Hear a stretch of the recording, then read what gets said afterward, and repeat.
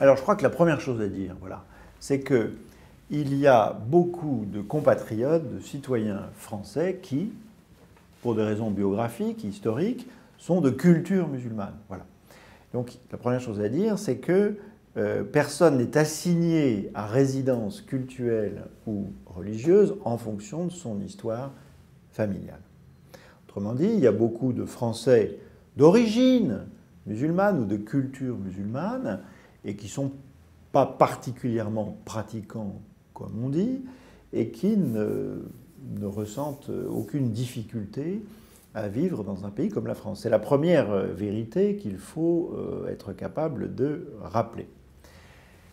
Alors, il n'en reste pas moins qu'il y a aussi un certain nombre de Français musulmans ou d'étrangers qui vivent en France et qui sont musulmans, qui peuvent effectivement, je dirais, questionner la laïcité de par leurs opinions ou de par leur manière de pratiquer leur religion. Ça, c'est la question fondamentale, à savoir la religion non pas comme conviction philosophique ou métaphysique intime,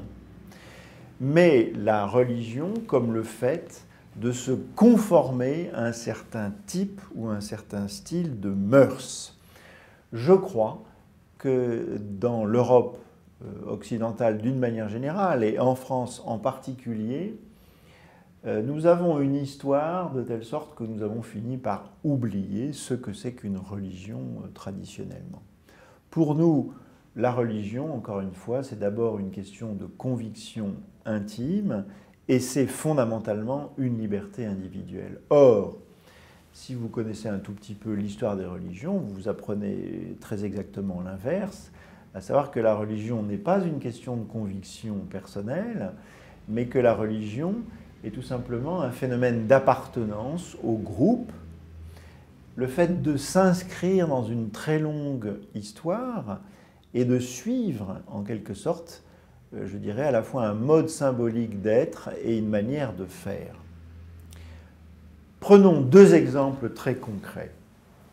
même si ce sont des questions très complexes. Pourquoi est-ce que la question du voile ne cesse de défrayer la chronique?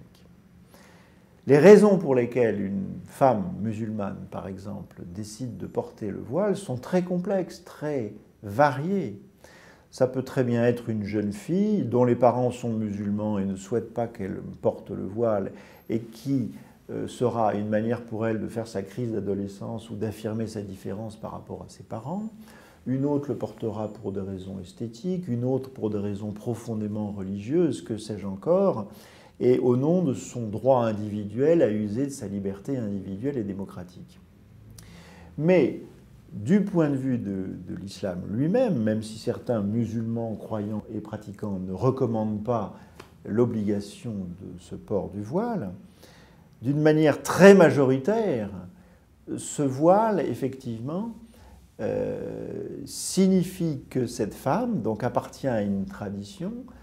ce qui suppose en islam qu'elle devra choisir pour conjoint, si elle se marie, un conjoint musulman. Nous savons que dans la toute jeune Tunisie, c'est une vraie nouveauté, les femmes musulmanes, théoriquement, pourront désormais contracter un mariage avec un homme non musulman. Autrement dit, la question du voile, ça n'est pas qu'une question individuelle, mais c'est une manière de dire que la question du mariage et de la filiation et de la transmission religieuse est une question normée et normée collectivement. Et c'est la raison pour laquelle, effectivement, d'une manière presque inconsciente, les débats sur le voile posent la question des populations musulmanes ou d'origine musulmane. Quant à la question de l'alimentation, par exemple,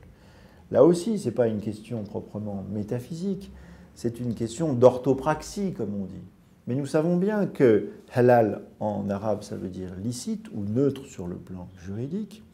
et qu'il y a très peu de références coraniques à cette question, quelques-unes dans la Sunna, et bien entendu des commentaires au cours de l'histoire des savants sur la question de l'alimentation. Mais il est bien évident que le marché halal est une invention relativement moderne qui a donné une extension surprenante de cette notion qui fait que de simplement licite, le mot halal voudrait dire maintenant ce qui est prescrit, voire obligatoire, et s'étendre à tout et n'importe quoi jusqu'à l'eau minérale et pas simplement au mode d'abattage des animaux pour consommer de la viande, par exemple. Et donc à partir du moment où il y a des revendications par rapport à l'alimentation, notamment dans les institutions publiques, eh bien, il y a une mise en tension entre la laïcité d'un côté et d'autre part un rapport à la religion qui est un rapport fondamentalement communautaire et qui, encore une fois, concerne les mœurs beaucoup plus que les convictions intimes ou personnelles.